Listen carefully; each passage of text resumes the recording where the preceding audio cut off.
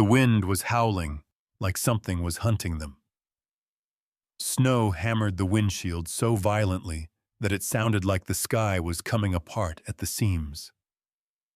Jack Calder fought the steering wheel of his old Ford Ranger as it fishtailed along Route 42, a forgotten highway slicing through the thick Vermont forest. The headlights threw a narrow path ahead, but the swirling storm swallowed everything beyond it. He should have stayed overnight in town. The head chef had offered a cot in the back room after the busiest Friday shift in months, but the idea of staying anywhere other than his cabin made his chest tighten in that familiar, uncomfortable way. He craved isolation as much as he feared it. Tonight was supposed to be a calm drive home, a chance to breathe again. But this storm wasn't supposed to exist. No weather channel predicted it. No warning had been issued. It arrived like a vendetta. Beside him, his dog Briggs sat motionless, ears pointed sharp as knives, amber eyes fixed on the road ahead. The shepherd-husky mix always felt shifts in the world before Jack did. On deployment, Briggs once dragged Jack away from a doorway seconds before it exploded. After that night, Jack never questioned the dog's instincts. So when Briggs growled low and primal, Jack's blood went cold. "What is it, Bud?" Jack murmured, squinting through the whiteout. Briggs didn't look at him. His hackles bristled. Then the lights appeared. Not coming toward them, laid out sideways, half buried in snow, illuminating a shape that gripped Jack's gut. A car. Silver and bent wrong against a tree trunk, the hood steaming as if it had taken a punch straight to the heart. Jack hit the brakes. Tires skidded. The truck spun slightly before gaining grip. Briggs launched out the door the moment Jack threw it open. "Briggs, stay!" Jack yelled, but Briggs sprinted toward the wreck, barking now with urgency. Jack stumbled through the bruising wind, his boots cracking frozen puddles beneath the snow. He yanked on the driver's side door. Jammed. He cursed, circled to the passenger side, and stopped dead. Inside, an elderly man lay slumped against the airbag, eyes fluttering beneath half-closed lids. His red wool coat was shredded at the sleeve, his scarf tangled awkwardly under the seatbelt, digging into his chest. His breath fogged the glass in frantic bursts. "Sir!" "Can you hear me?" Jack shouted. The man's fingers twitched. His head lifted a fraction. Then lightning split the sky so bright it turned the forest into bones. The man screamed. It was the sound of someone seeing a nightmare return after 30 years of waiting. The hood ignited with a violent flash. Smoke, thick black wrong, billowed upward. Jack slammed his elbow into the back window. The first hit bounced off. The second one cracked it. The third shattered it, completely slicing skin. He climbed through broken glass and cold fire, ignoring the pain. "I've got you," he said, voice calm, even as fear tore at his ribs. The man's hand clutched Jack's forearm like a drowning grip. "Please, don't leave me in the dark," he begged, voice shaking like the car itself. Jack pulled him free just as a deep groan rose from the engine. Briggs barked a sharp warning. Jack dragged the old man clear of the car and shielded him with his body. The Buick exploded behind them. A wave of heat roared into the air, melting fresh snow in an instant. Briggs whined and pressed close, tail low, ready to defend them from the burning world. Jack didn't breathe for a moment. Then the man spoke again, voice tiny and cracked. "I saw this storm before," he said, "and I saw it take them." Jack tightened his grip on the trembling shoulder. "Who?" he asked. The man closed his eyes. "My family." The drive to the cabin was quiet, except for the storm punishing the truck, like fate had grown angry. Jack's wipers finally kept pace now that they'd left the crash site behind. The heater blasted full power, steam rising from soaked clothes. The old man stared at his gloved hand as if expecting it to vanish. You're safe now, Jack said gently. The man lifted his gaze, pupils shaking. Safe, he echoed. No one is safe in a storm like this. What's your name? Jack tried. The man swallowed hard. Walter, he whispered. Walter Hennings. I'm Jack Calder. And the furry one back there is Briggs. At the mention of his name, Briggs peered over the seat nose, nudging Walter's shoulder. Instead of pulling away, Walter lifted a trembling hand and rested it in Briggs's fur. My boy had a dog like this, he murmured. Same eyes, same courage. He always protected him. Jack studied Walter more carefully. The lined face, the chilled skin, the sadness that clung to him like smoke. You said you lost your family, Jack said softly. Was it a crash like tonight? Walter's jaw clenched. His breath stuttered. It was the same, he replied. Same road. Same thunder. Same terror. His voice broke. Only difference is, someone saved me tonight. Briggs gently nudged Walter's wrist again, tail sweeping once across the seat. Walter whispered. He knows more than you think. Jack didn't argue. The cabin welcomed them with a dim light and the scent of pine from the stack of firewood near the hearth. Jack guided Walter to the recliner and wrapped a blanket around his shoulders. Briggs settled at their feet like a wolf guarding its pack. You got anywhere else to go? Jack asked. Walter stared into the flames, licking the logs. There is nowhere else, he said. Jack studied him for a long second. The man had lost more than a car tonight. You can stay here until morning, Jack said softly. Storm will calm by then. Walter nodded, eyes unfocused. Storms don't calm, they just change shapes. Jack sat across from him, elbows on his knees. What brought you out driving in the middle of this mess? He asked. Walter exhaled a trembling breath. A song, he said. Jack blinked. A song. Walter reached into his coat with a shaky hand and pulled out a small wooden box, edges cracked, hinge bent. He wound a tiny metal key. A soft melody tinkled into the air. Briggs stood instantly, ears up. A whine escaped him. Walter closed his eyes. That lullaby, he whispered. My son's favorite. He played it for his dog every night. The night we crashed, it was playing. Jack felt the room tighten. How old was he? He asked. 17, Walter said. Barely a man. Brave like one, though. Briggs patted closer and placed a paw on Walter's knee, the exact gesture a loved dog might make to comfort a grieving family member. Walter's lips parted. Daniel, he breathed. My son's name was Daniel. Jack leaned forward. Walter. But Walter shook his head sharply. Not tonight, he said. Memories. They don't fade. They freeze until someone warms them up again. Jack understood that kind of pain all too well. Outside, the storm howled against the cabin walls. Inside, a quiet settled, heavy with grief and something unexplainable. Jack looked at Briggs, who was staring not at Walter, but at the music box, as if the song itself held a secret. Some storms destroy, others reveal, and this one had revealed something Jack wasn't ready to face. Walter's eyes began to close, exhaustion overtaking him as safely as sleep could. Jack pulled a blanket over him, thinking the old man finally rested. But Briggs didn't rest. He stood frozen, staring at the window, growling again.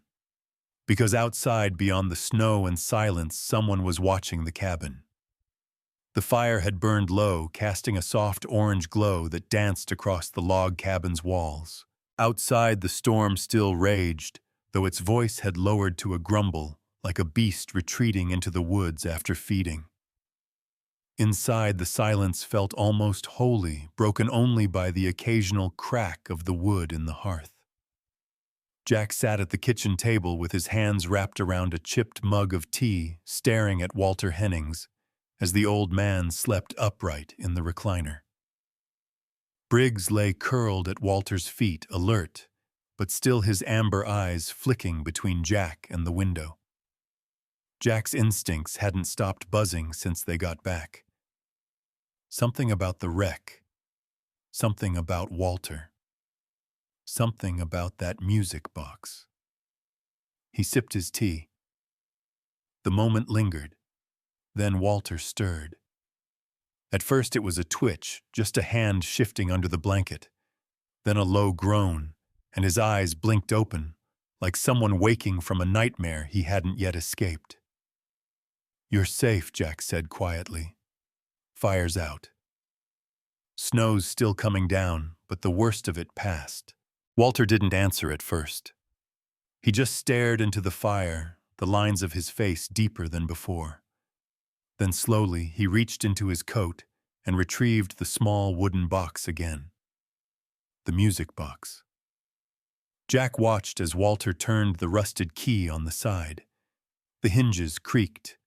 A few broken notes spilled into the room, clunky at first, then slowly resolving into something clearer. A lullaby. Gentle, slow, sad. Briggs lifted his head immediately. His ears twitched. He stood, walked over and sat down next to Walter. Then he did something Jack had only seen once before. He whined. Not from fear, from recognition. Walter looked down at Briggs and smiled. He remembers he said, voice thin. That's why he stayed close last night. It's the music. Jack leaned forward in his chair. He's trained to respond to sound, but not like that. It's not just the notes, Walter said. It's the memory tied to them. Dogs remember in ways we don't understand. Jack studied them both, feeling the chill creep up his back. Walter ran a hand over the box's lid. I played this song the night Daniel died. My son. He was 17. Loved the piano. Wrote this melody himself, said it helped him sleep when thunder came. Briggs let out a breath and lowered his head onto Walter's knee again. I used to hear him hum it through the bedroom wall, Walter continued. His dog Buck, he'd curl up beside him and fall asleep to it every time. They were inseparable. Jack didn't interrupt. Walter smiled faintly. You know what's strange? I haven't heard this tune in years. Not once. I never wound this box again after the crash. But last week, I found it in a drawer. Thought it was broken. When I turned it, it played, like it waited. Jack finally spoke, and that's when you decided to drive. Walter nodded. I had this feeling like if I didn't go, I'd never stop hearing it. Never forgive myself for surviving when they didn't. His voice cracked on the last word. Jack stared into the fire, not wanting to push, but needing to understand. Where were you headed? Walter didn't answer for a long time. When he did, his voice was barely more than breath. The crash site. Same road. Same stretch of forest. I thought, maybe if I stood there one more time, I could bury something I never could before. Jack set his mug down. And instead, your car nearly blew you to pieces. Walter chuckled dryly. Fate has a sense of humor, doesn't it? Briggs lifted his head again. Do you believe in signs? Walter asked suddenly. Jack hesitated. I've seen a lot of things. Some I can explain. Some I can't. Walter looked at him, really looked the kind of stare that people who've lost everything often wear, like they're trying to figure out if you've lived through your own version of hell. My son died in a storm like this, Walter said. Same week, same road. We were coming back from his music recital. A semi-truck jackknifed on black ice. I swerved. We flipped. Jack already knew how the sentence ended. He'd seen it written in the way Walter's fingers shook. I was the only one who walked away, Walter said. They told me I shouldn't have survived either. Maybe I didn't. He stared at the fire. I've been frozen since that night, kept busy, made donations in their names, ran foundations. But I've been walking through ice, cold on the inside, numb. Jack understood that sensation too well. The dead weight behind the ribs, the breath that never fills your lungs. I came out here to die, Walter said. I just didn't know it until the flames kissed my feet. Briggs nudged Walter's hand again, like he couldn't bear the old man to say one more word like that. Walter chuckled, broken but soft. You're not Buck, he said to the dog, but something in you carries him. Jack finally spoke again. Briggs was assigned to me in Kandahar, saved my life more times than I can count. Since I brought him back home, he's never reacted like this to anyone. Walter nodded. That's because you and I were both dragging ghosts through the snow. Jack looked away. Then Walter asked, and you? Who did you lose? Jack didn't answer. Not right away. But he met Walter's eyes with something raw. Too many to name, he said. But it started with my brother. Walter didn't press. The fire cracked between them, spitting sparks like tiny souls into the dark. Walter let the silence stretch again before he said, Memories don't fade. They freeze until someone warms them up again. Jack closed his eyes for a beat. Those words echoed like they'd been waiting years to be spoken aloud. The music box wound down slowly, ending on a single high note that wavered in the air like it didn't want to let go. Briggs lifted his head sharply, then growled. Jack stood immediately, instincts firing. He crossed the room, pulled the curtain aside just a crack, and saw nothing but white. Maybe a deer, he said, voice tight. But Briggs didn't stop growling. Walter's fingers tightened on the edge of the blanket. I felt something too, he whispered. Like someone's watching. Jack locked the door just in case.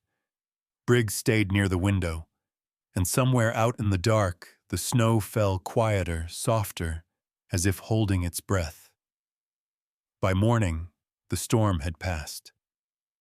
But in its wake, something else remained. A bond neither of them expected, and the sense, faint but growing, that this was just the beginning. Because sometimes what the storm leaves behind is just as dangerous as what it tries to take.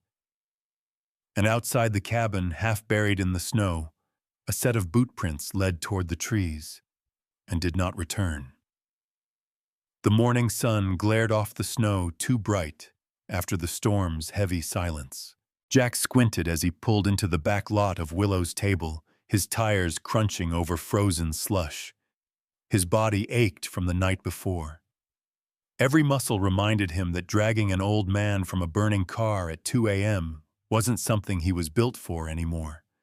He was 7 minutes late. Not a full shift. Not even a quarter of an hour. But in Carson Vale's kitchen, 7 minutes was treason. Jack slammed his truck door shut, zipped his jacket higher against the wind, and walked toward the back entrance with the kind of braced shoulders that came from years of being accused before anyone asked a single question. Briggs stayed behind in the truck, eyes tracking him through the windshield. Inside, the heat slapped him across the face. The prep team was already mid-swing, onions, chopped pans, sizzling bacon crisping in the ovens. Emma Ray, standing over a hot griddle with her apron already stained, gave Jack a quick glance. Her dark hair was tied back, and her eyes, usually a soft, tired kind, looked sharper this morning. Carson Vale stood like a statue near the walk-in freezer, arms crossed tight over his chest, lips pursed, like he'd been practicing his anger all morning, just to make sure it came out polished. "There he is," Carson announced loud enough for the line cooks and half the servers to hear.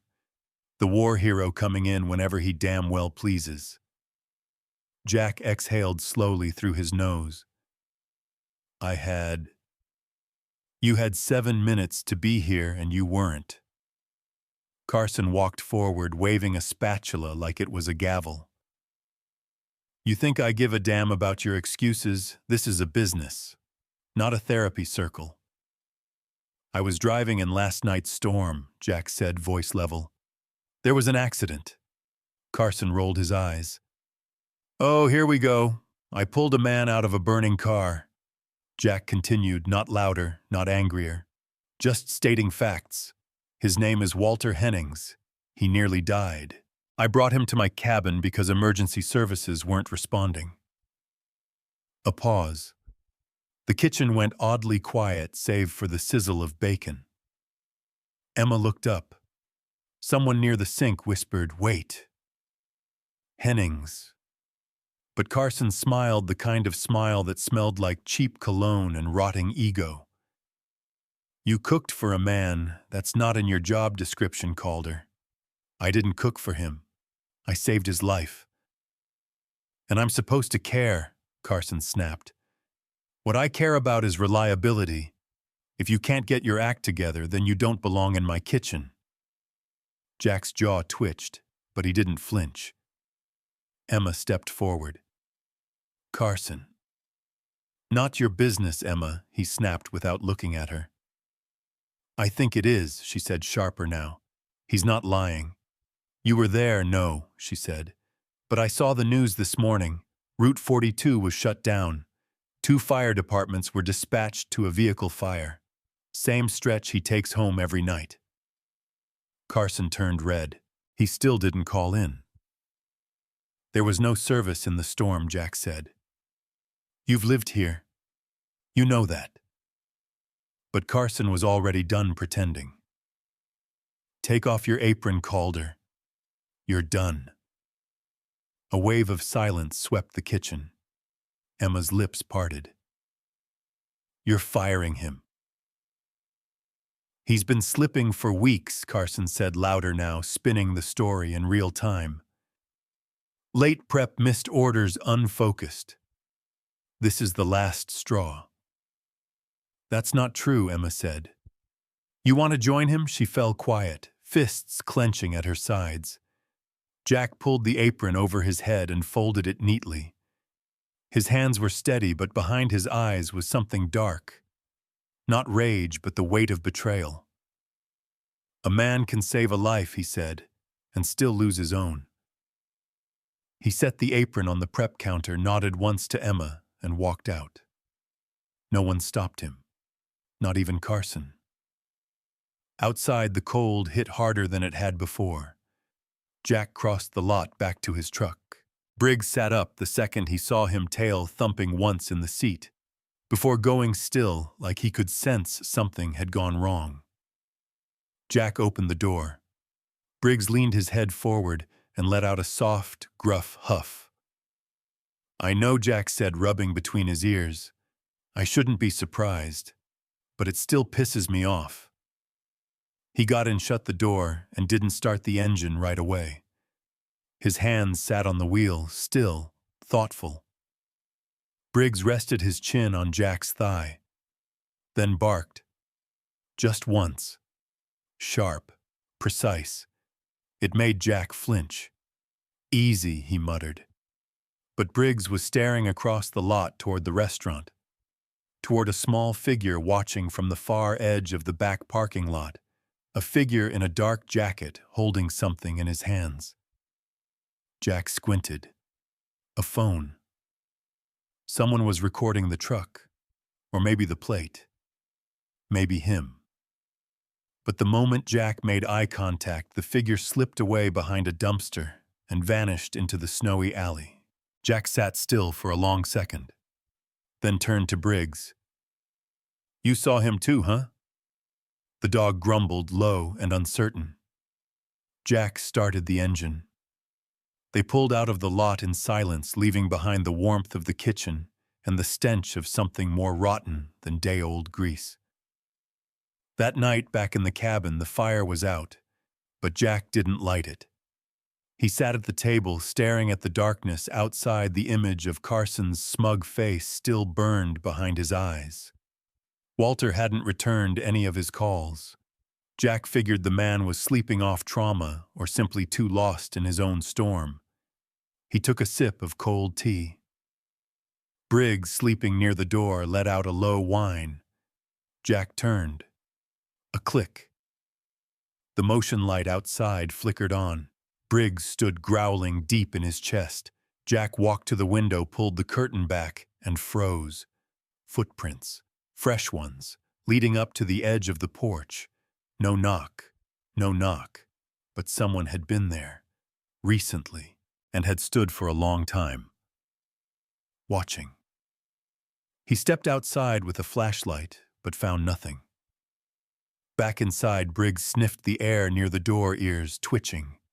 Something lingered. Not danger exactly, but intent.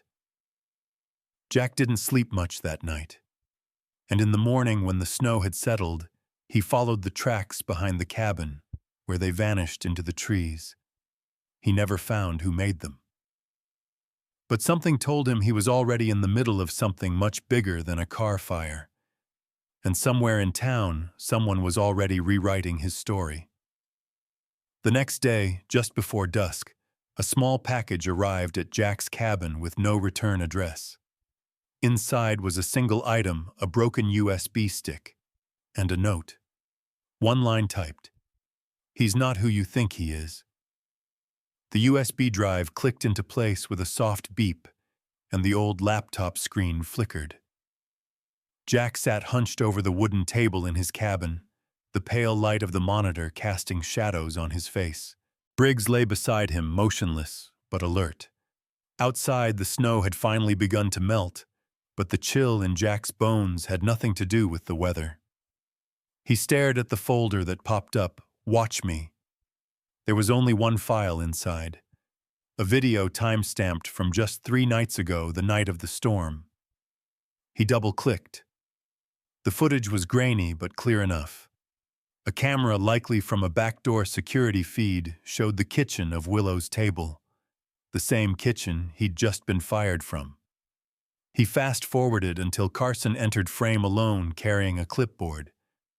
Then another figure appeared, Emma. She looked tired, mid-shift apron stained. She said something to Carson, pointing toward the prep station. Then something shifted. Carson leaned toward her, gesturing aggressively. His body language changed. The feed had no audio, but Jack didn't need it. He could see it plain: Carson stepping too close, Emma backing away. Jack's hands curled into fists. Then Carson pulled out a small black object, looked like a USB drive, and plugged it into the security terminal. The screen behind him glitched for a second. Emma turned to leave, but Carson said something that made her freeze. Then the video jumped. A cut, like someone had edited the feed. Jack leaned back. He played the section again. That glitch wasn't an accident. Carson had spliced the footage, covered something up. He closed the laptop. "Truth doesn't go away just because someone hides it," he muttered under his breath. Briggs growled quietly and stood padding toward the door. Jack followed him, flashlight in hand. Outside, the forest was still and soaked in mist. Tree branches hung heavy with leftover ice, dripping like ticking clocks. Briggs led him toward the back of the property, toward the woods. That's when Jack saw it. A figure, moving just beyond the tree line. Watching. He turned off the flashlight, moved quietly forward, boots crunching only slightly on the thawing ground.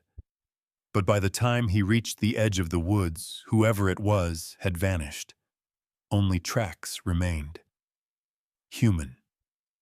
He followed them for 30 feet before they veered off and disappeared near the creek. Back at the cabin, Jack scribbled the video's timestamp and details into a small notebook. Then he slipped the USB into a Ziploc bag and stashed it beneath a loose floorboard beneath the stove, one of 3 hiding spots he'd kept since returning from deployment. He didn't trust phones. Not anymore. The next morning, Jack drove into town with Briggs riding shotgun, his head sticking slightly out the window, ears flapping. They passed Main Street, then turned down a side alley toward the back entrance of the town library. It was one of the few places left with public computers and no cameras. Jack parked, checked his rear view, and walked inside. Emma Ray was already there, sitting at a corner table with her coat wrapped tightly around her. She looked up when she saw him, her expression half relief, half anxiety. "You got my note," she said quietly. "You sent the USB." She nodded. "I found it in the trash outside the manager's office. Carson was acting paranoid after you left. I think he meant to destroy it but got interrupted." Jack sat down. "I saw what he did. He doctored the security footage." Emma's lips pressed together. "He's been pushing staff out one by one, anyone who questions him. But you were different. He was scared of you." Jack arched an eyebrow. "Scared," she nodded. "Because people respect you. And because Walter Hennings." Jack blinked. "What about him?" Emma leaned closer. "Do you know who he actually is?" Jack shook his head slowly. "He's not just a random old man you saved. He's Walter Hennings, former defense contractor, multi-millionaire co-founder of the Hennings Veteran Trust. He disappeared from public life after his family died in a crash years ago." Jack's chest tightened. "He never told me that." Emma pulled out her phone and showed him an article. It was a profile piece, years old. Walter stood beside his son and wife in a park, smiling. He wore the same red wool coat he'd worn the night of the storm. Same face, same man. "He's not who you think he is," Emma whispered. Jack sat back in his chair, head spinning. It all made sense now. The music box, the way Briggs reacted to him, the broken memories he spoke about in the dark. But what didn't make sense was why Walter had come back now, and why someone was suddenly trying to frame Jack. Jack looked out the library window. A black SUV rolled slowly past, too clean for this town. No plates on the front. Tinted windows. He turned to Emma. "I think someone's watching him. And now they're watching me." Emma paled. "What do we do?" "We don't stop," Jack said. "We find out what Walter's hiding and why someone wants that story buried." That evening, Jack returned to the cabin with a plan. Walter still hadn't returned his calls, and something gnawed at Jack's gut like unfinished business. He opened the floorboard again, pulled out the USB drive, and tucked it into his coat pocket. Then he stared at the music box on the table. It hadn't played since that first night. He reached for it, winding the key gently.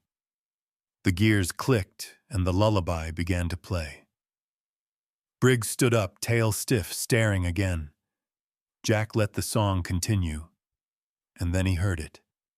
Not just music. Static. A distortion beneath the melody. Barely audible. He lifted the box to his ear. It wasn't just a song. It was hiding something. He grabbed his field recorder from the drawer and started scanning frequencies. 30 seconds later, he found it. A hidden audio layer. Encrypted. Encoded into the song. Jack's stomach dropped. Walter had embedded a message in the lullaby. He didn't just bring that music box for nostalgia. It was a carrier. A delivery device. Briggs let out a soft bark. Someone knocked on the door. Jack froze. Not one knock. 3. Slow. Measured. He moved quietly, hand instinctively going to the pistol beneath the counter. The knock came again. Then a voice. Jack called her.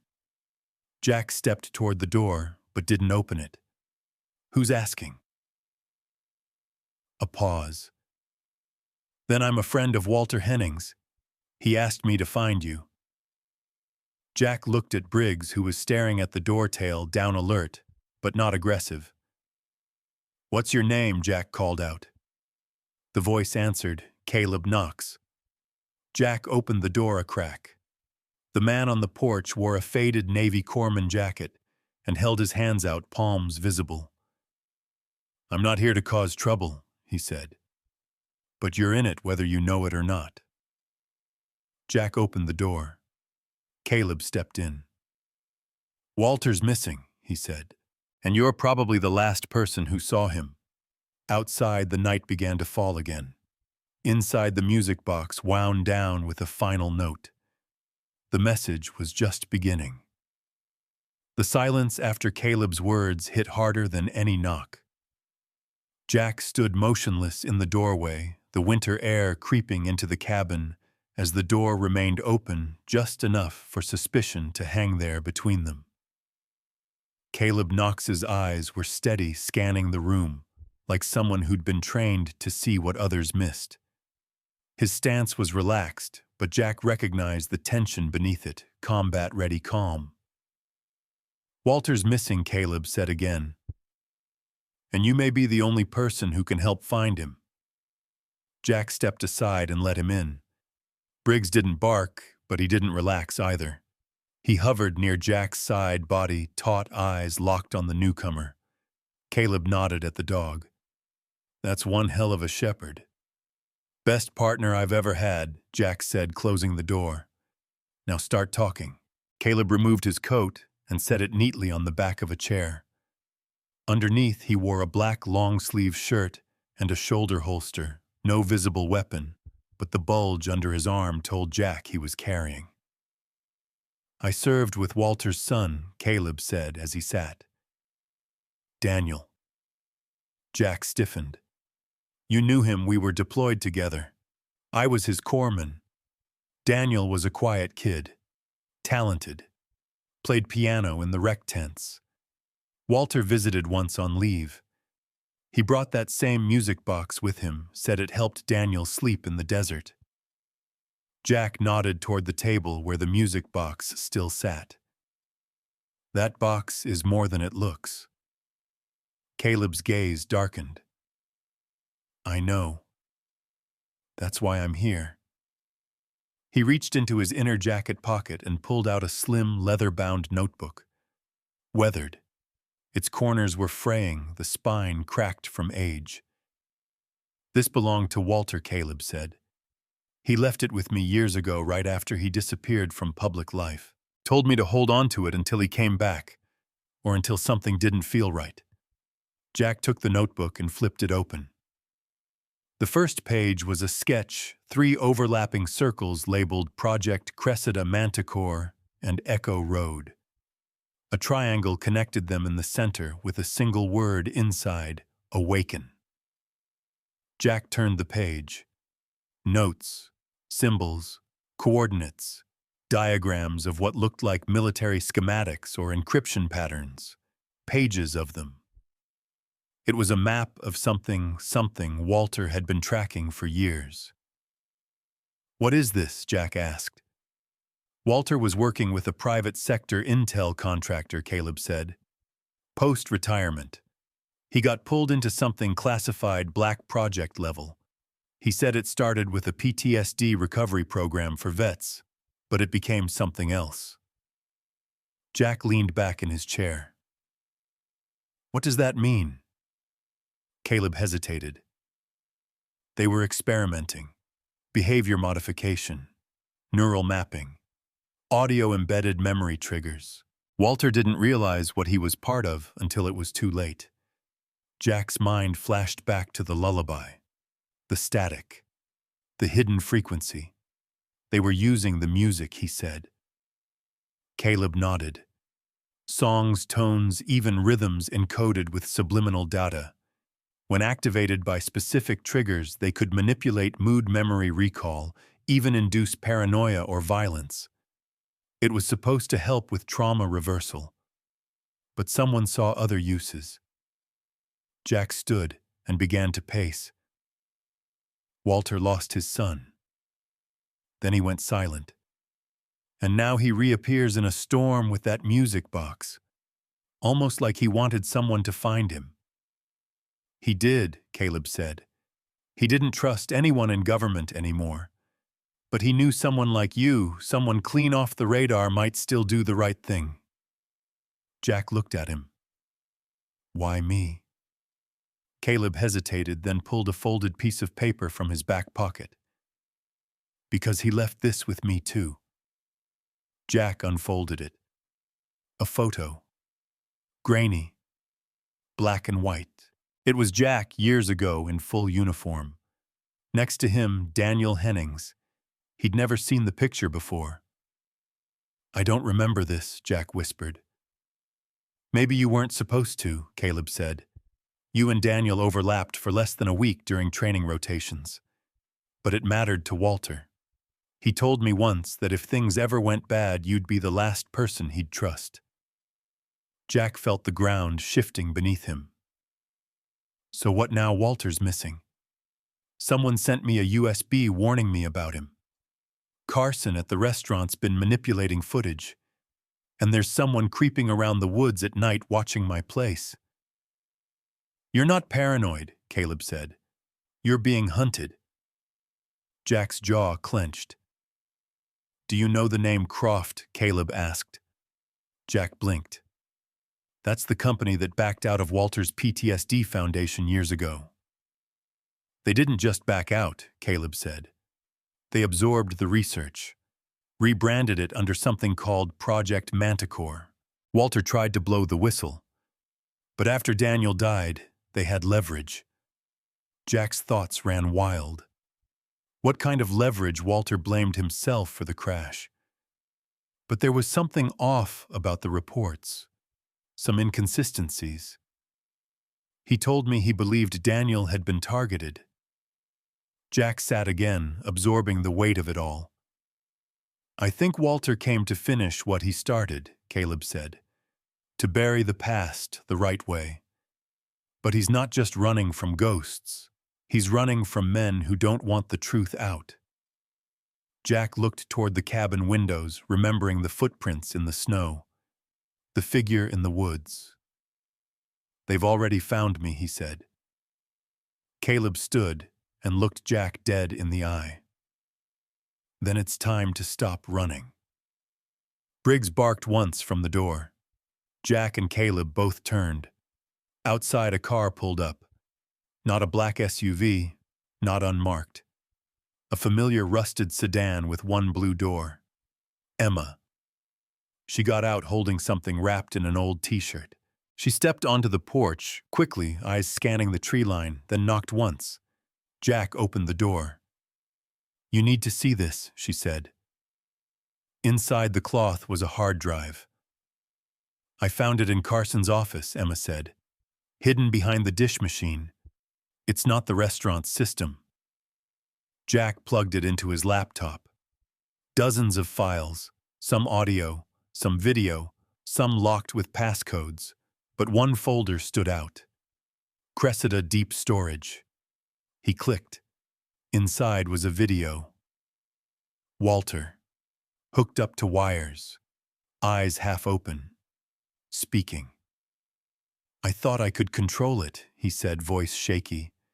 But they were always one step ahead. The storm wasn't an accident. The memory was implanted. Caleb took a slow breath. They used him as a test case. Emma looked at Jack. What does this mean? Jack stared at the screen, Walter's image frozen mid-sentence. It means he didn't just lose his family, Jack said. He was made to relive it. And behind him, the music box began playing again on its own. But this time, the notes weren't soft. They were pulsing, structured, like a signal waiting to be answered. The tone from the music box wasn't just music anymore. It was a pattern. Jack leaned in, watching the tiny cylinder rotate under the box's lid. The teeth of the comb plucked each note with mechanical precision, but layered beneath the lullaby was a subtle, coded pulse. Not a melody, a signal. Emma stepped back like she'd touched something hot. Is it doing that on its own? Jack didn't answer. He just pulled the music box closer, set it next to his laptop, and activated his field recorder's spectrum analyzer. The waveform displayed on screen was jagged but rhythmic. Embedded. Caleb came up behind him. That's not background distortion. No, Jack said. It's communicating. Communicating with who Emma asked. Jack's eyes didn't leave the screen. Or what? He tapped out a few commands and set the laptop to isolate the frequencies. A few minutes later, a new pattern emerged, bursts of tone separated by silence, each sequence exactly 5 seconds apart. It's a binary packet stream, Jack murmured. Encoded. Same rhythm used in encrypted military field transmissions. Emma crossed her arms. You're saying a music box is sending secret codes. I'm saying it's a memory container probably designed to trigger a neural loop and broadcast a signal when activated. Jack looked up at Caleb. This was never about trauma recovery. It was about control. Caleb nodded grimly. If you can encode pain into memory and trigger it at will, you can weaponize anyone who's been through it. Jack's mind was racing. Walter wasn't running from a program gone wrong. He was the program. Briggs let out a low growl. Not at them. At the window. Jack was already moving when the sound of tires crunching gravel echoed outside. He grabbed the rifle from beneath the couch and took position near the doorway, motioning Emma behind cover. Caleb peeked out the side curtain. White SUV. No plates. Jack's stomach dropped. Croft. The SUV stopped 20 feet from the cabin. No one stepped out. Then a voice. It came not from the vehicle but from a small, high-pitched speaker outside. A synthetic calmness laced with something inhuman. Jack called her. Caleb Knox, Emma Ray. You are in possession of stolen government property. Emma's voice trembled. They're using voice recognition. They already know who we are, Caleb said. The speaker continued. Return the device and you will not be harmed.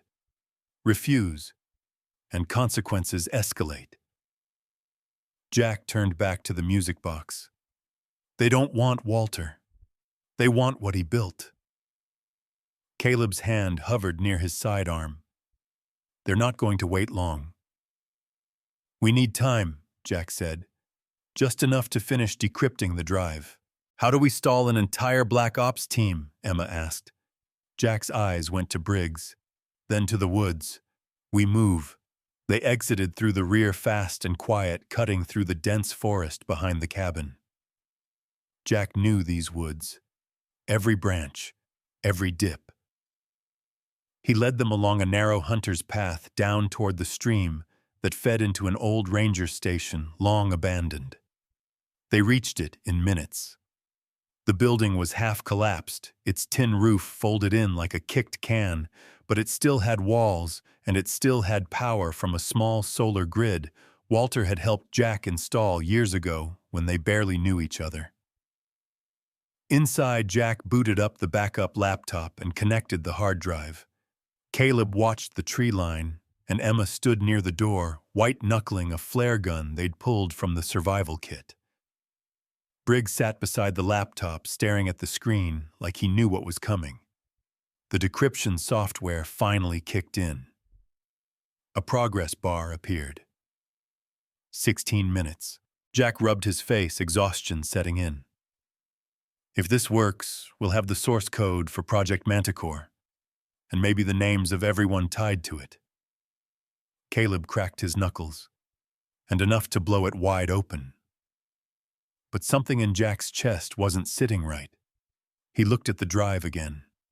The files were moving too fast. The bar jumped to 78%, then 91%. No, Jack whispered. That's not right. What is it? Emma asked. They're already in. The screen went black. A message appeared. You were never meant to see this. Then the laptop powered down completely. Jack slammed a fist on the table. They activated a kill switch. Remote lockdown. Briggs stood barking once toward the door. That's when the first gunshot rang out. A bullet tore through the front wall of the ranger station, splintering old wood and sending Emma to the floor. Down, Caleb shouted, returning fire through the side window. Jack grabbed Briggs and yanked him behind cover. The air filled with tension and dust and adrenaline. This wasn't a raid. It was a cleanup. Jack dragged the laptop and the drive toward the trap door leading to the old root cellar beneath the floorboards. Help me get it down there, he shouted to Emma, tossing her the flare gun. Caleb covered them, taking careful shots with steady precision. He dropped one shadow moving between trees. A second bullet missed his head by inches. Emma tossed the flare gun into the corner, lighting the fuse. We've got 30 seconds before that thing goes off. Jack shoved the hard drive into a lead-lined crate he kept from his military days, sealed it tight, and rolled it into the cellar. Now he shouted. They dove down after it just as the flare ignited blinding red light erupting into smoke, filling the station with fire and confusion. The hatch slammed shut above them. They waited, heartbeats ticking. Gunfire stopped. Boots stomped in the room above. Then silence. Then voices. Filtered, distorted. They're not here. Check the perimeter. Burn the rest. Boots retreated. Moments later, the room above them exploded in flames. Hours passed. The fire burned itself out, and the night swallowed what was left of the ranger station. Jack, Caleb, Emma, and Briggs emerged just before dawn, coated in ash, coughing but alive. Jack cradled the crate like it was the last living thing on Earth. Briggs stayed close to his side, never straying more than a step away. We need to move, Caleb said, voice raspy. Where? Emma asked. Jack looked east toward the rising sun. I know someone who can break this encryption offline, he said. A guy Walter mentioned once. Retired NSA. Off-grid. You trust him? Caleb asked. Jack nodded once. Enough. Emma held up her phone. No signal.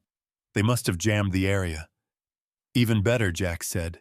They won't expect us to go dark. They started walking into the woods toward the unknown. As they moved, Jack looked at the smoldering remains of the ranger station behind them. Everything he thought he understood about Walter, about memory, about himself, was ashes.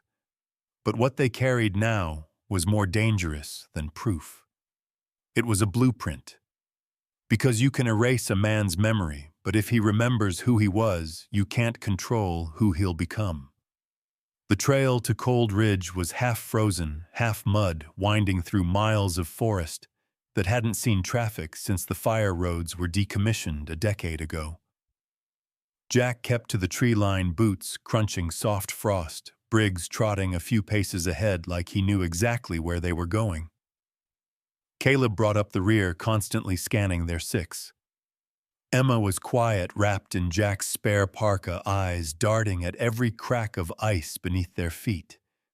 Her fear wasn't panic anymore. It had turned into focus. By midday, the sun was behind the mountains. and Cold Ridge came into view, 3 log cabins camouflaged into the hill like they'd grown from the earth. No power lines, no satellite dishes, just a chimney puffing smoke from the farthest unit and a faded no trespassing sign swinging from a pine. "That him?" Caleb asked. Jack nodded. "If he hasn't moved." They approached from the south. Jack signaled Briggs to stay back, then stepped into the clearing with hands visible. The cabin door didn't creak. It just opened smooth, practiced. A man in his late 60s stood in the threshold holding a scoped rifle that wasn't quite pointed at Jack, but close enough. "Jack Calder," the man said. "You should be dead." "Nice to see you too, Mason." Mason Fox hadn't changed much. Maybe more gray, more scars, but his eyes were still cold steel, and his voice still gravel pulled through whiskey. Mason lowered the rifle. "Who's with you, friends?" Jack said. "And a problem big enough to pull you out of whatever paranoid prepper fantasy you've built out here." Mason stepped aside. "Then get in before someone sees you." Inside the cabin was part workshop, part bunker. Radio equipment lined one wall, most of it analog. A massive Faraday cage stood in the corner, surrounded by shelves of labeled hard drives and circuit boards. Emma blinked at the tech like she'd stepped into another century. Mason poured coffee into metal mugs. "So, you finally decided to cash in that favor." Jack set the crate down on the workbench. "I need you to decrypt this. Off-grid. No leaks. Full analog processing." Mason raised an eyebrow. "What is it?" "The remains of Project Manticore." Mason's hands froze mid-pour. "Hell." "Yeah," Jack said. "We got burned trying to access it digitally. This is the last copy." Mason stared at him. "You realize if what you're saying is true, they'll kill anyone connected to it." "They already tried," Caleb said. "We're 3 steps ahead, but they're gaining." Mason opened the crate and saw the drive. Encrypted at a base level, Jack nodded. Embedded with static code memory triggers and most likely behavioral overlays. Walter Hennings designed the sequence. Mason let out a low whistle. "Hennings? I thought he died years ago." "Officially, yeah," Jack said. "But he reappeared in my truck during a snowstorm, carrying a music box full of encrypted memory." "And now he's missing," Caleb added.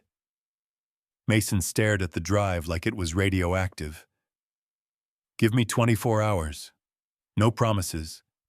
That's more than we have," Jack said. "Start with the file labeled Cressida." Mason pulled gloves from a drawer and began setting up his isolated system. Emma watched silently until finally asking, "Why would Walter embed all this in a music box?" Mason answered without looking up. "Because the brain records emotion faster than logic. You bury a memory in the melody, and it skips straight past conscious thought." Jack nodded. That's what they were perfecting, emotional recall as a weapon. If they can trigger trauma in real time, they can break anyone. Emma looked at him. "And rebuild them into anything they want." Jack's jaw tightened. Soldiers, assassins, puppets. Night came fast in Cold Ridge. They took shifts sleeping. Briggs paced the cabin, ears twitching at every gust of wind. Around 3 a.m., Mason called Jack over. The drive sat open on the screen. "I got in. Cressida's not just a project. It's a personnel file. Yours." Jack froze. Mason continued, "You were flagged 12 years ago during training. High emotional suppression, exceptional memory retention. They embedded a sleeper sequence into your auditory processing, specifically tied to minor key piano." Jack leaned forward, heart pounding. They used me worse, Mason said. They used Daniel, too. You both were in the same prototype group. Walter didn't know at first. When he found out, he buried the data, hid it in the music box Daniel composed before the crash. Jack swallowed hard. You're saying that lullaby was his way out?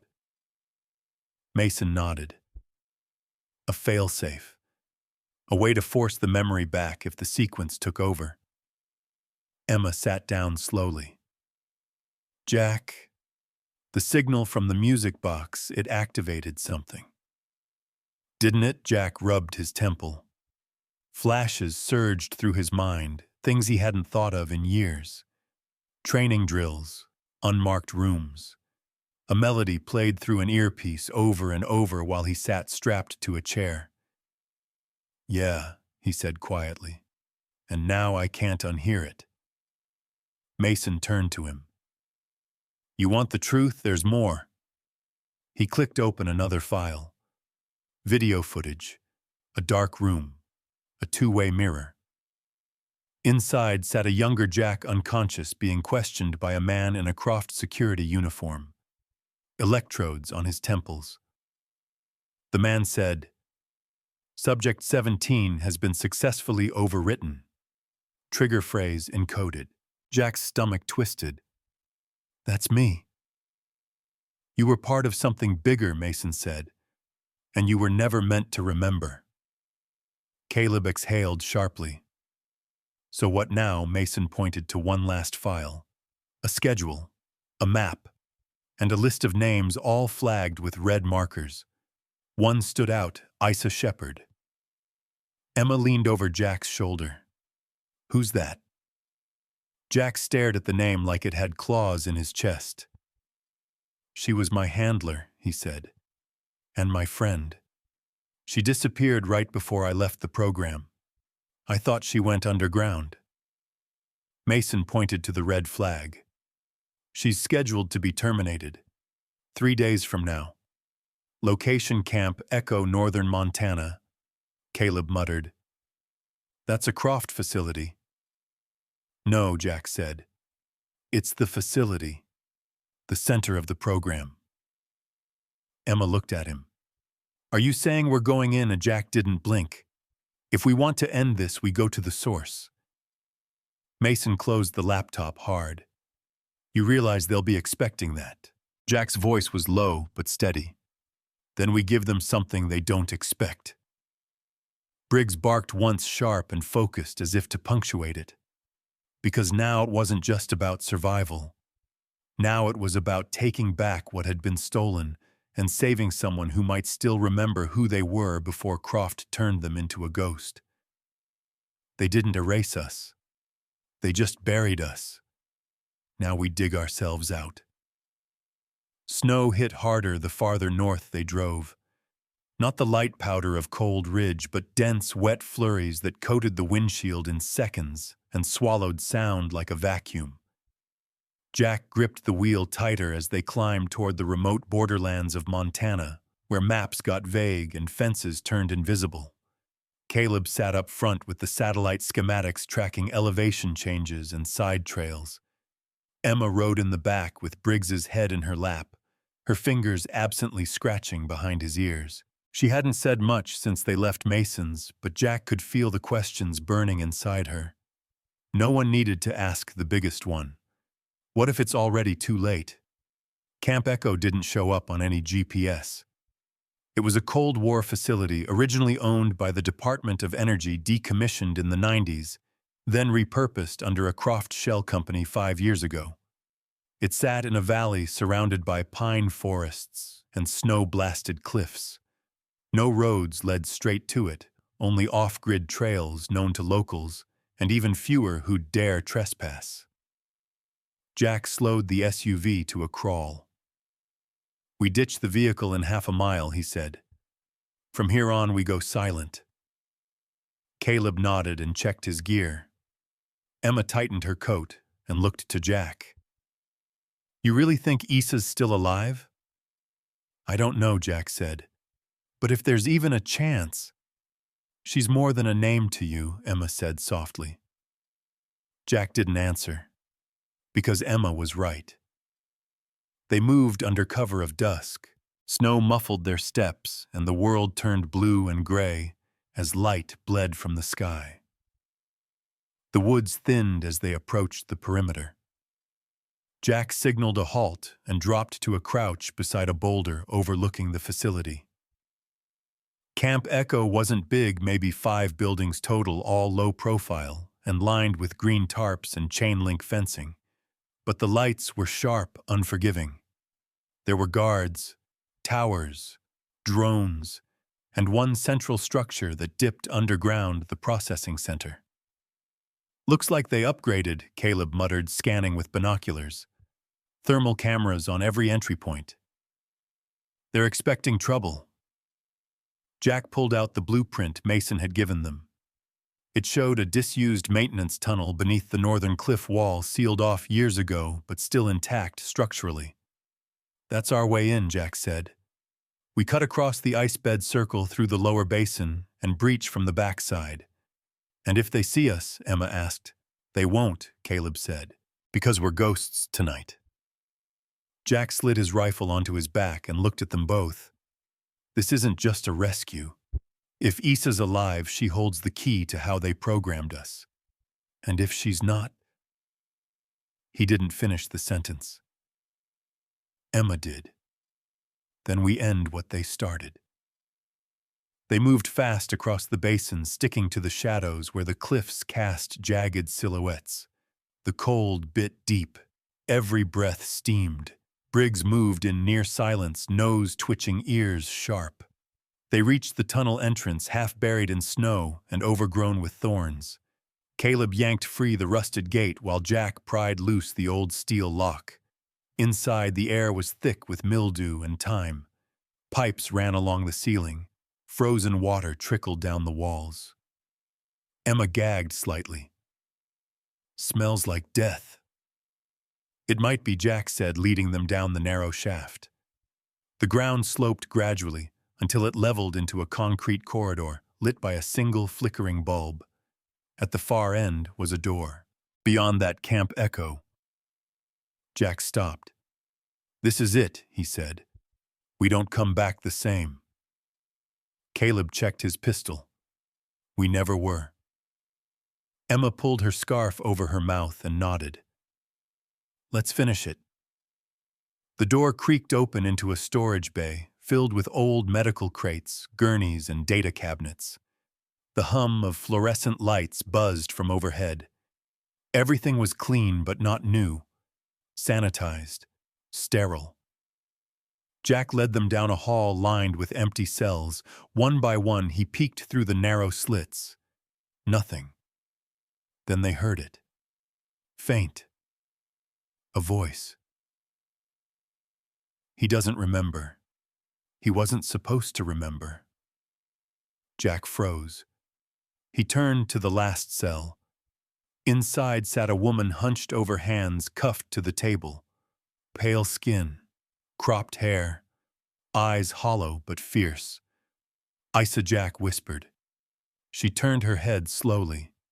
It took a second. Then her breath caught. Jack. Her voice cracked like dry wood. He stepped inside. She flinched. No. You shouldn't be here. They'll see you. We came to get you out, Jack said.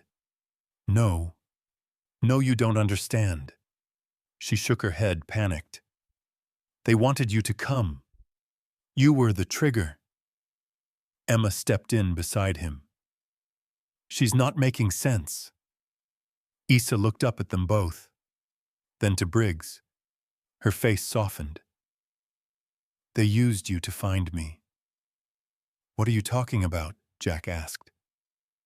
Issa's voice lowered. You were the only one who could activate the full sequence.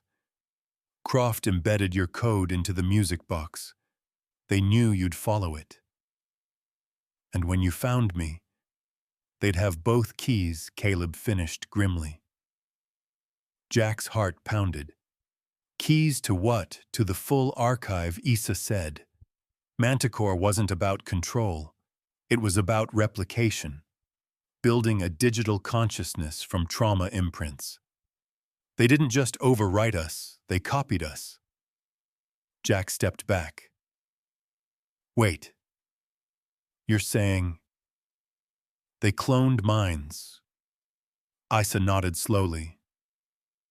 Digital twins, built from memory architecture, and the project needed 2 surviving anchors to complete its final upload. Jack looked at Emma, then Caleb. We just gave them what they needed. The floor vibrated. An alarm blared. Doors slammed shut behind them. They know we're here, Isa said. You have to destroy the server room. It's under the processing center. If they finish the sequence, then every soldier like us becomes a prototype. Jack finished. Emma raised her flare gun. Then we burn it all. Isa looked at Jack, eyes pleading. Promise me. He reached out, unhooked her cuffs, and pulled her to her feet. I promise. Because if they can make a copy of us, then they can erase the real thing forever. The emergency lights strobed red as the facility roared to life beneath their feet. Alarms screamed from every wall, echoing through the narrow corridors like war drums. Isa staggered beside Jack, her legs weak from weeks in captivity, but her mind laser-focused. They'll seal the server room in less than 10 minutes, she said, breath ragged. Once it locks even, I can't get in. Jack gripped her arm, steadying her. Then we don't give them 10 minutes. Caleb took point weapon raised, sweeping each corner with calculated precision. Emma covered their rear flare guns, still in hand, her knuckles, white eyes burning with resolve. Briggs trotted between them, ears up, tail rigid. They moved fast, deeper into the facility, passing rooms filled with discarded equipment, old test chambers and one too many mirrors. Some rooms still had dried blood on the floor. Jack felt the memories clawing up his spine, ghosts whispering in the walls. This place is a tomb, Emma muttered, built to bury people alive. Isa didn't argue. They reached a junction, one hall continued forward, the other dropped into a stairwell labeled Restricted Core Access Only. That's it, Isa said, pointing. The mainframe's 2 floors down, heat-sealed behind biometric locks. Caleb checked his rifle. Can we break it? We don't have to, Isa said. She raised her arm and pulled back her sleeve to reveal a subdermal ID chip, glowing faintly beneath the skin. Emma blinked. They tagged you. Everyone in the program gets one, Isa said. For monitoring, for control. Jack's jaw tightened. And now we use it against them. They pushed through the stairwell door and descended fast, boots thudding on metal steps. The deeper they went, the hotter the air became, oppressive, almost choking. The hum of machines pulsed through the walls like a heartbeat. At the base of the stairs was a reinforced door with a retinal scanner and keypad. A wall-mounted camera tracked their movement, blinking once. Isa stepped forward. They'll know it's me. That's the point, Jack said. Let them think we're playing into their hands. She placed her palm on the reader and leaned into the scanner. A green light swept across her eye, and the door hissed open. Inside was a massive chamber. Rows of server towers stood like monoliths under cold fluorescent lights. Wires dangled like vines from the ceiling. On the far wall, a single terminal blinked. Briggs stopped just inside the doorway and growled. From behind the terminal, a figure stepped into view. Carson. Emma inhaled sharply. But he wasn't alone. 2 guards flanked him, both armed. But it was Carson's calm that chilled the room. I had a feeling you'd find your way home, Jack, he said. Jack leveled his rifle. Step aside. Carson smiled almost warmly. This isn't about you anymore. It never was.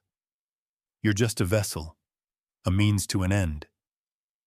Isa stepped beside Jack. We know what you're doing. The replication, the twins. You're trying to rewrite identity. I'm not trying, Carson said. I've succeeded. Every moment you've ever doubted your memory, every dream that didn't feel like yours, it was a test. You and Jack were the ideal candidates, fractured minds loyal to fault, emotionally compromised. Jack took a step forward. That ends now. Why, Carson asked, arms open. You could survive this, Jack. Be reborn. A perfected version. All pain erased. Just data. Efficient. Obedient. I'm not your code. Jack said, his voice low. I'm what's left of the man you couldn't break. Suddenly the room exploded into action. Caleb dropped one of the guards with a clean shot. Jack fired on the second. Carson dove behind the terminal as bullets cracked against the steel towers. Sparks flew. Briggs lunged forward and tackled the second guard to the ground, his jaws clamping down with a savage growl. Emma ran for the terminal. Isa, help me wipe the system. Isa was already there, hands flying over the keyboard. I need 30 seconds. Buy her time, Jack shouted, taking cover behind a server column. Carson popped up again, firing wild. A round grazed Jack's shoulder, but he didn't flinch. He pulled the pin from a flash grenade on his belt and hurled it toward Carson's position. The room went white. Carson screamed, momentarily blinded. Isa shouted, I'm in initiating purge! The lights flickered. One by one, the server towers began to power down. Carson stumbled forward, blood on his face. You fools! You don't understand what you're destroying. Emma stared him down. We understand exactly what you tried to build. Isa hit the final command. The room went dead. Carson stood in the silence, shaking with rage. You can't stop it, he hissed. We already uploaded the base template. Your data's out there on a black network. You've only delayed what's coming. Jack walked forward slowly. There's a difference between data and identity, he said. You can copy the code, but you'll never own the soul. Carson reached for a concealed pistol, too slow. Caleb dropped him with a shot to the leg. He crumpled, cursing, but alive. We leave him, Jack said. Let him watch his empire burn. They rigged thermite charges to the core columns. Emma lit the fuse. The group turned and sprinted for the stairs. As they reached the top, the chamber behind them erupted. Metal screamed as servers melted, smoke pouring from the vents. They emerged into the snowy night just as the power across the facility died completely. Searchlights flickered and went dark. Backup systems failed. Every door in the complex unlocked. Every alarm silenced. It was over. They stood at the edge of the woods, breaths steaming in the frigid air. Isa turned to Jack. You kept your promise. Jack nodded once. Because no one gets to rewrite my story but me. Briggs barked, and they moved out into the forest, leaving the fire behind them. But deep in Jack's mind, something still stirred. Not fear, not doubt. A memory. A room with no windows. A piano. And a voice whispering, You were never meant to wake up. He blinked it away. Because no matter what Croft had done, he was awake now. The mountain was quiet again. Jack stood on the ridge watching the last embers of Camp Echo smolder below like dying stars. Black smoke curled into the dawn sky, and for the first time in days, the world wasn't filled with alarms or screams, just the wind cutting through the pine. But peace was a lie. Caleb walked up beside him, bruised and limping, a blood-stained bandage wrapped around his side. We should move before they regroup. They won't, Jack said, eyes fixed on the ruins. We didn't just shut down their operation. We destroyed the core. Isa joined them, her face pale in the morning light. She hadn't said much since they'd escaped, not even after Jack had helped dig out the last remnants of the drive and burn them. But her silence wasn't fear. It was calculation. They'll fall back, she said quietly. Reroute through shell companies. Rebuild. Croft never puts all their assets in one place. Jack turned to her. Then we make them chase ghosts. Behind them, Emma knelt by Briggs, checking his paws for cuts from the debris. He let her work without complaint, tongue lolling, finally relaxed. They were all still standing, but none of them were whole. Isa pulled something from her coat pocket and handed it to Jack. A thumb drive. This is what I pulled before the core wiped. It's not everything, but it's enough. Jack stared at it. Enough for what? To expose them. Publicly. Fully. Caleb scoffed. And who's going to believe a handful of rogue agents and a war dog with PTSD? Jack looked at the drive, then pocketed it. They don't need to believe us. They just need to see it. Isa nodded. There's a broadcast node.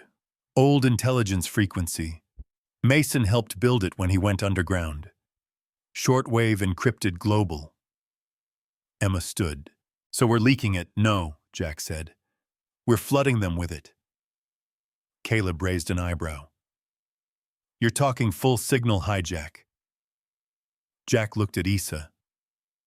How fast can we get there? She hesitated. We're talking 3 states, maybe more. It's mobile, but Mason didn't say exactly where it was. He was paranoid like that. Emma stepped in. He was paranoid, but not stupid. He'd want you to find it. Jack nodded. He left us a clue. He pulled out the map Mason had drawn before they left Cold Ridge. There, near the bottom, barely visible in faded ink, were the words, "If the world forgets the truth, we broadcast the memory." Under it, coordinates. Caleb squinted. That's South Nevada. Red Mesa. Jack turned to the team.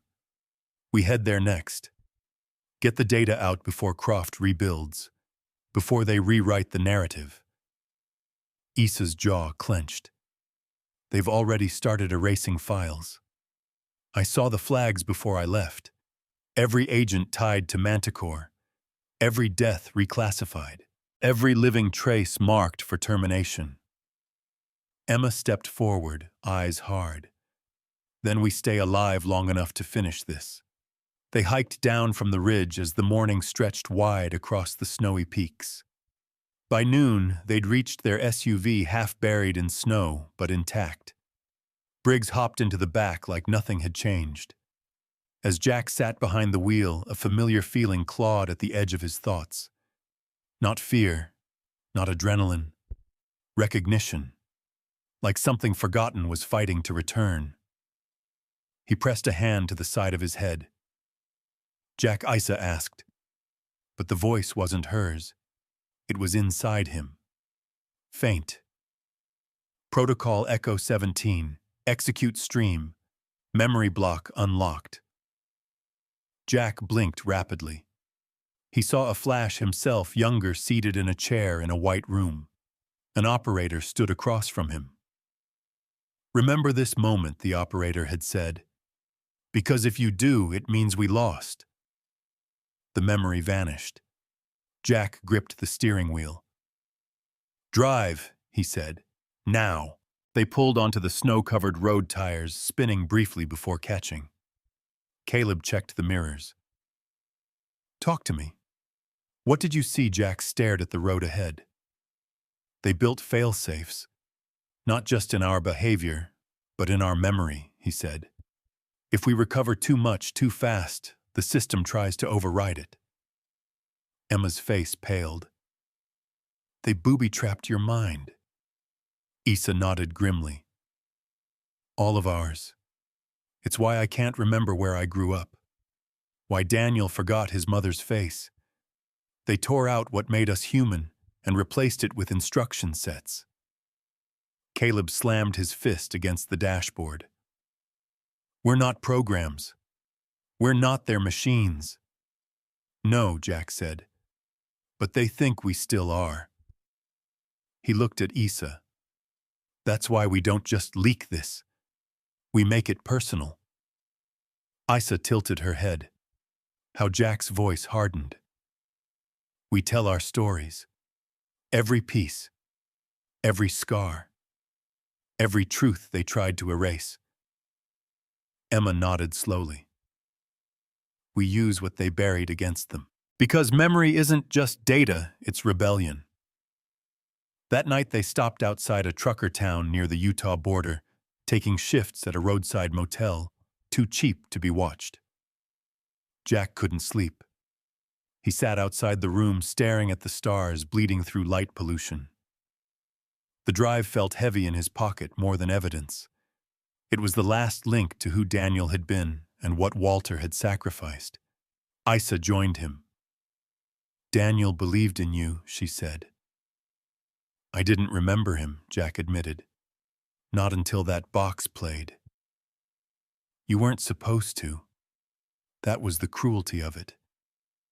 Jack looked at her. Do you remember him? She nodded slowly.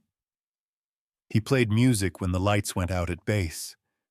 Said it was the only way to make the dark feel temporary. Jack smiled barely. Then let's play it loud enough to drown them out. Issa touched the drive in his hand. This is just the beginning. Because once the world hears what was done to them, they can't silence it again. The sun was already sinking when the Red Mesa came into view, a jagged sprawl of red rock and desert stretching for miles like the earth itself had cracked open and never healed. Heat shimmered off the asphalt as Jack drove the SUV off-road, following a barely there dirt track etched into the canyon floor. They were close. No more detours. No more shadows. Just the final stretch. Caleb peered out the window, a rifle across his lap. This doesn't look like the kind of place you hide a high-powered broadcast station. That's the point, Issa said from the back seat, eyes fixed on the coordinates. Mason designed it to be invisible. No satellites, no signals, just rock sand and old ghosts. Jack slowed the vehicle to a crawl, heart pounding in rhythm with the crunch of tires over gravel. A rusted gate loomed ahead, half buried in stone. Beside it, barely visible, was a keypad so sun-faded it blended into the cliff. Emma climbed out first, brushing dust off her jeans. Let me guess. Mason left no code. Jack reached into his coat and pulled out the old music box. He wound it once, set it down, and pressed play. The melody drifted into the dry air, soft and haunting, a strange contrast to the wind sweeping through the canyon. Nothing happened. Then, a click. The gate groaned and shuddered as hidden pistons moved behind it. Dust and stone crumbled free, revealing a sliver of darkness just wide enough to slip through. Of course, Emma muttered. He used a sound lock. Caleb exhaled. Genius. Paranoid. Same thing. They stepped inside. The tunnel behind the gate was narrow, descending into the earth with every step. Bare bulbs lit the path in 10-foot intervals, powered by a still-functioning solar grid buried into the rock. Eventually, the passage opened into a chamber, a circular room filled with analog broadcast gear, shortwave transmitters, reel-to-reel recorders, and an ancient panel of switches and dials. Jack stood in the center. This was it. The final node. The place Mason had built to send truth into the world, even if no one wanted to hear it.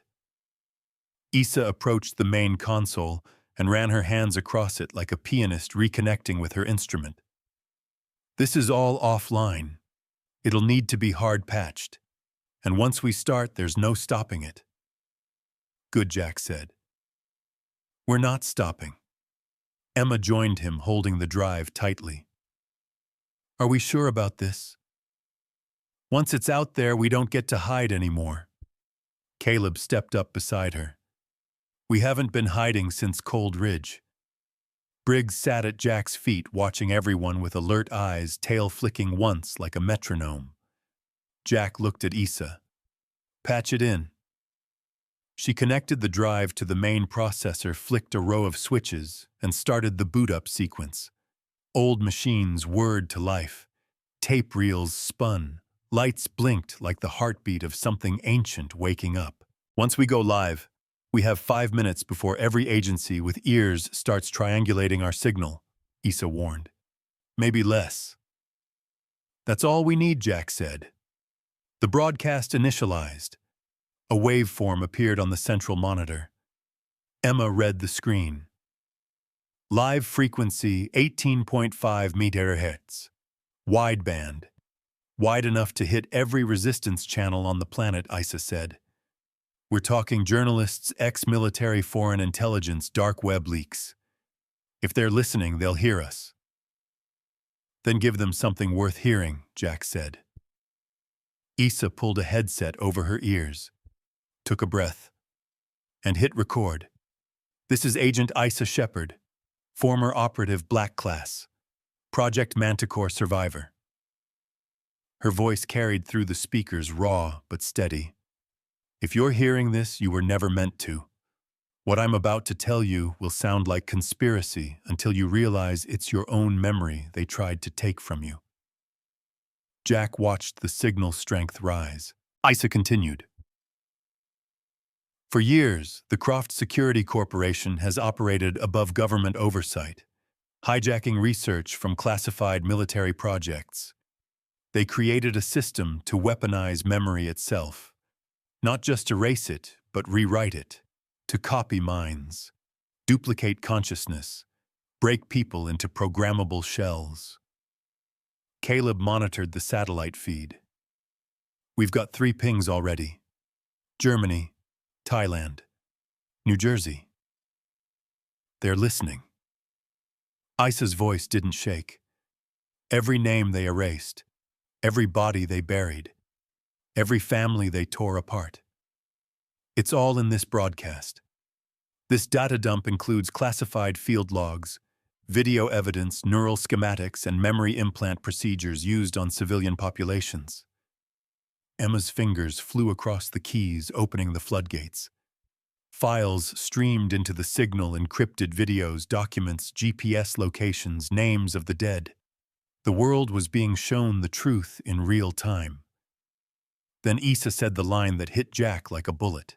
They didn't steal our minds to silence us. They did it because they feared what we'd say if we ever remembered. Silence followed. Jack reached for the mic. This is Jack Calder, he said. Subject 17. Test Group Echo. They trained me to forget. They built me to follow orders. But I remember now. I remember who I was and who I became. He paused. They can try to find us, kill us, shut us down, but they can't kill all of us. We were scattered, but now we're connected. He looked around the room at Issa, Caleb, Emma, and even Briggs. And if you're out there and you remember anything they told you wasn't real, you're not crazy. You were part of this too. Suddenly, a light on the console flashed red. Emma cursed. We've got a signal trace. Multiple. Fast. Shut it down, Issa asked. No, Jack said. We hold it for 1 more minute. The room shook. Somewhere above them, a low, rumbling boom echoed through the tunnel. They're bombing the canyon, Caleb growled. Trying to bury the node. Issa pushed the mic back to Jack. Say something that'll outlive this place. Jack took it. stared into the red light like it was an eye, and said, "We are the proof you tried to erase, and we are not done remembering." Emma yanked the drive just as the walls cracked. Caleb hit the emergency blast shield. The room went dark. Buried, but not broken. And above the signal flew. Smoke lingered over Red Mesa for 3 days. The air patrols came first, searching for survivors looking for wreckage, pretending they didn't know exactly what they'd hit. Then came the analysts whispering about a rogue frequency burst that traveled farther and wider than anything they'd prepared for. And finally, Croft sent in their cleaners, silent men in black vans with blank credentials, tasked with finding the source and wiping it clean. But by then, the signal had already spread. It ricocheted across open-source channels, bounced through encrypted networks, and surfaced on forums where conspiracy met conviction. Journalists ran it. Activists dissected it. Survivors from programs with names like Gladio Echo and Icarus Chain came out of hiding claiming parts of the story. Some were fakes, some were broken. But too many told the same tale. Waking up in rooms with no clocks. Hearing music that made them cry without knowing why. Forgetting their own names but remembering pain that didn't belong to them. And always, always, Project Manticore. Jack stood in a Denver alley 2 weeks later. Hood pulled low, watching a newsstand radio blare an AM signal that never used to reach this far. It was replaying Issa's broadcast, clipped and censored, but it didn't matter. The truth was out now. It didn't need to scream to echo. A headline on a tabloid caught his eye. Who are the memory ghosts? He didn't smile, didn't frown, just kept walking. Down the street, Emma waited in an old pickup with Briggs in the passenger seat. The dog perked up as Jack approached, tail thudding once against the glove box. "We're good," she asked. Jack nodded, still transmitting. Not from the Mesa, but from somewhere. Someone picked it up. Emma exhaled, gripping the wheel. Mason's backups, could be, Jack said. Could be anyone who heard and decided to fight. She looked at him. And us, Jack slid into the passenger seat, staring out the windshield. "We move. Stay a step ahead." Emma nodded. "We're getting good at that." As they pulled onto the road, Jack watched the skyline disappear behind them. So much of the world still moved like nothing had changed. Crowds still crossed the street without looking up. Phones still rang. Coffee still spilled on morning shirts. But underneath it all, something had shifted. A quiet resistance had begun. In a small town outside Missoula, Caleb sat in a church basement beside Issa. Around them, folding chairs were filled with strangers, some young, some old, none who spoke right away. They simply sat and listened as Issa played the music box again, letting the haunting melody fill the space. Then one woman stood. "My name is Claire," she said, voice trembling. "I used to work logistics for a Croft affiliate. I found a name I wasn't supposed to see. My sister. She died in '07, but she was on a list last year, still active." Another man spoke, then another. Some cried. Some shook. None were alone anymore. Issa met Caleb's eyes. They didn't need to be soldiers anymore. Not in the way Croft had trained them. They were building something else now. Not an army. A memory. Weeks turned into months. Jack drifted city to city, his face always one security camera ahead of trouble. He left encrypted drives in bus stations, maps folded in gas station bathrooms, cassette tapes buried behind churchyards. Always the same content. Always the same purpose. Let them find it. Let the world decide what to do with it. One night in a coastal town in Oregon, Jack sat alone in a bar, nursing a beer he hadn't touched. The television in the corner played a talk show. An ex-NSA analyst was speaking carefully, nervously. I can't say what's real and what's not. But if even half of what's in those files is true, we're talking about something that challenges the idea of personal identity. Free will. Government ethics. It's not just about memory. It's about who gets to define who we are. Jack raised his glass once. To Daniel. To Walter. To every name they erased. Then he walked out. One morning in a dusty cabin far from any paved road, Jack found Emma sitting by a window with a notebook. She was writing. He leaned against the doorframe. That the book? She nodded without looking up. It's not just a record. It's a warning. A way for people to understand what happened before it happens again. Think anyone will believe it? Doesn't matter, she said. It's not about belief. It's about remembering. Jack looked at her for a long moment, then asked, You remember the line Walter wrote in that file? Emma smiled faintly. Which one? The one that stuck. She looked out the window. They turned our minds into weapons, but they forgot memory doesn't just hurt. It fights back. Jack nodded. Yeah, that one. Outside, the sun rose. For the first time in years, it felt like something new was beginning. Not a war, not revenge, but something harder, something quieter, healing. Months later, in a war crimes hearing broadcast around the world, a crooked executive from a Croft shell company sat sweating under lights as a former technician took the stand. She described the testing, the music, the memory bleeding. When asked how she escaped, she only said, I remembered who I was. Jack never stopped moving, never stayed long. But everywhere he went, he left something behind. A code, a file, a story. He didn't need the world to know his name. He just needed them to remember the ones who never got the chance. Because in the end, memory wasn't a weakness. It was proof that they had lived, that they had fought, that they had survived.